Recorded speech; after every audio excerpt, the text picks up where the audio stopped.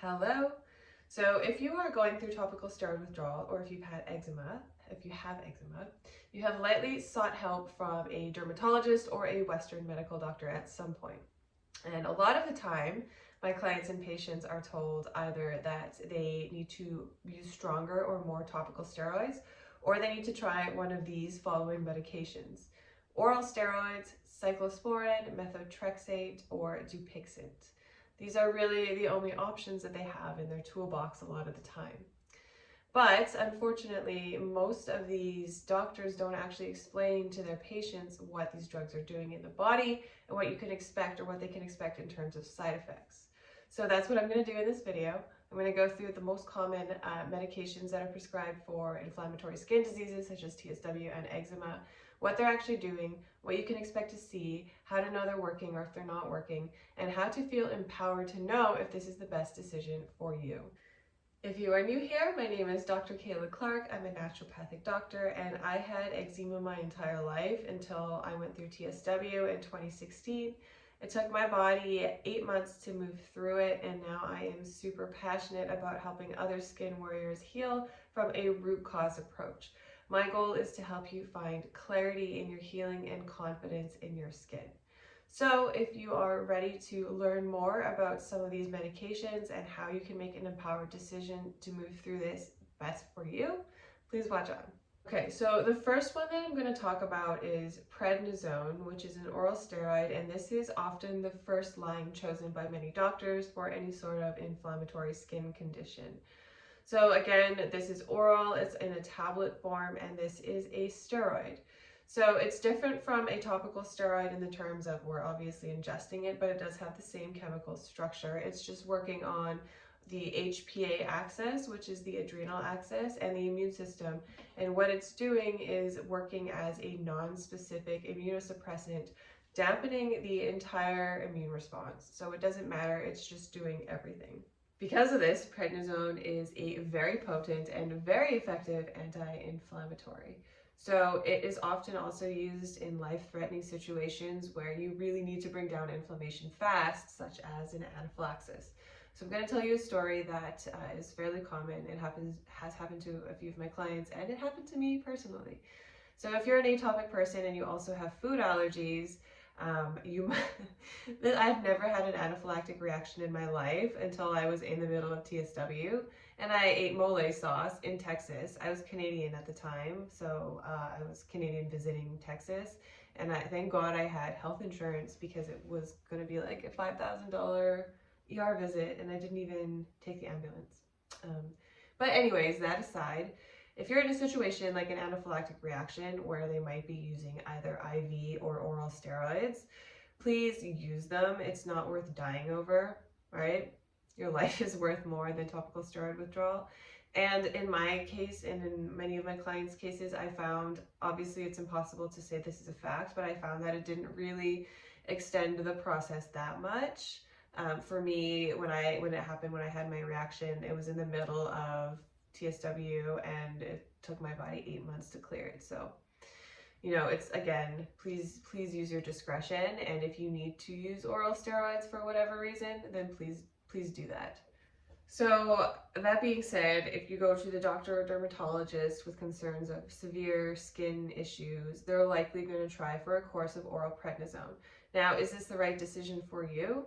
I'm not sure. Obviously, it depends on where you're at in your healing, where you're at in your mental health. Do you need a break? Are you okay? So always use your discretion. Oral steroids are always done on a short course of weeks. They're not meant to be done long-term or taken long-term, and they should never be stopped cold turkey. If you're on them, always taper down. And always work with your doctor. Obviously, I should say this for everything here. Hopefully you know this, but I am not your doctor. I am not managing your medications. I'm not telling you to go on any of these or to come off any of these. I am simply giving you information. Please work with your doctor. Okay, anyways, so yeah, steroids right for you. The oral steroids also work again on the HPA axis, which has to do with the adrenal glands and how our body is secreting cortisol And this is why you can't taper, or you must taper off of them. You can't stop cold turkey, because stopping cold turkey can actually really disrupt your internal regulating system. So again, these are really potent things, and use your discretion. Okay, so the second medication that I'm going to talk about is called Methotrexate. This is most commonly used in autoimmune conditions, more specifically rheumatoid arthritis, and also some types of cancers, leukemias and blood cancers.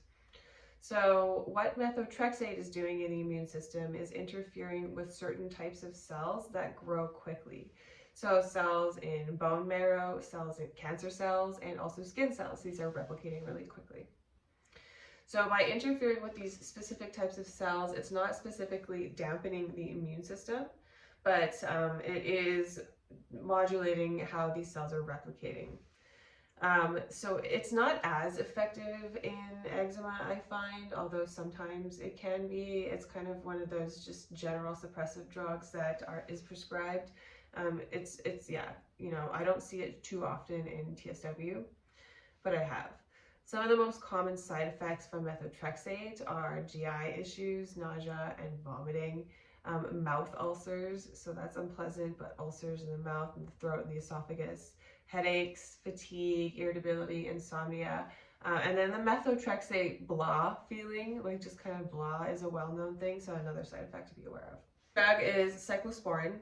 This is one that I'll see dermatologists and doctors use more commonly in people with TSW or eczema. So cyclosporin is what's called a calcineurin inhibitor, meaning that, again, it's decreasing the function of a specific type of cell in the immune system. This time it's a lymphocyte, which is a type of white blood cell. So again, an oral steroid is dampening the entire immune system. Methotrexate is interfering with quickly reproducing cells, and cyclosporin is interfering with the production of a certain type of white blood cell, the type that attacks outcoming or incoming things. So cyclosporin is most commonly used as an organ transplant rejection drug. And this is, again, because it's decreasing the production of the white blood cell that's attacking things that might be considered allergens or bad, right?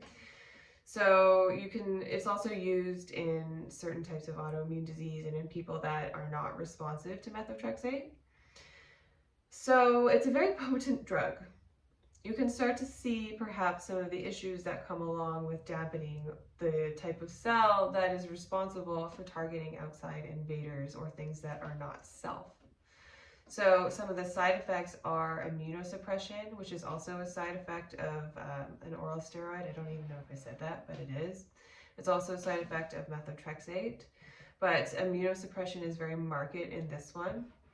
So any sort of infection, mouth issues, so gum issues, and liver issues, liver failure, liver kidneys. So all of these drugs also, like any drug, any supplement also, anything you put in your body needs to be processed by the liver or kidneys by the body for toxins. So some of these drugs can be really hard if they're metabolized exclusively by the liver. Cyclosporin is one of the drugs that can be tougher on the liver, so something to be aware of.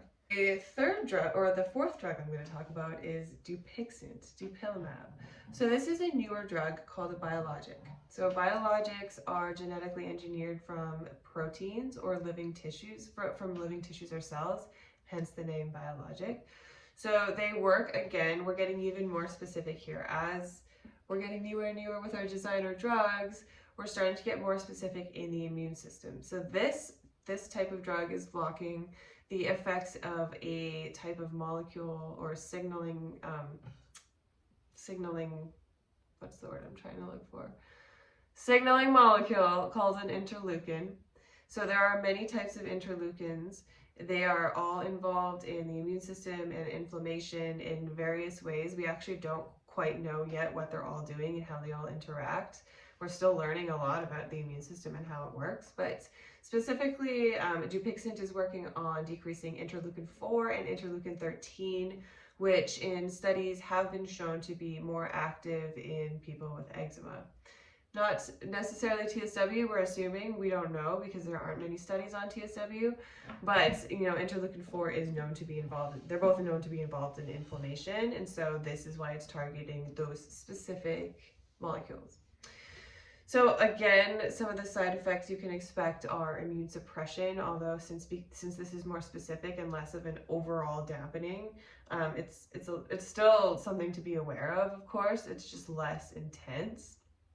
Dupixent, and you know, with all of these, some of the more common issues are just like swelling, allergic reactions, stomach aches, nausea, headaches. These are kind of the common medication reactions. Dupixent has one specific thing that is quite common, and it has to do with the eyes. So side effects you might see often are pink eye infections, dry eyes, and issues like that. And this is because interleukin 13, which is one of the chemicals I said is decreased by this drug. That interleukin 13 is also responsible for the goblet cells and creating eye lubrication, which is why it's an issue when we start bringing it down. So that might be a side effect there to be aware of. You have some more information about what these drugs are doing in the body, how they're working. They're all fundamentally working on the immune system and suppressing some aspect of it. Again, there might be points in time where this might be the best option for you. There might be points in time where you go to a doctor and this is all they give you and you're kind of like, I actually think that there might be better options. Wherever you're at, please make the best decision and be informed and empowered in what you do so you know that you're on the right path towards healing. If you would like to learn more about my approach to healing TSW and eczema, I would love to have you join the Roadmap to Steroid Free Skin method. Please subscribe to my channel, leave me a comment, DM me, is that a thing on YouTube? Send me a message, an email, whatever, and I would love to tell you more about it.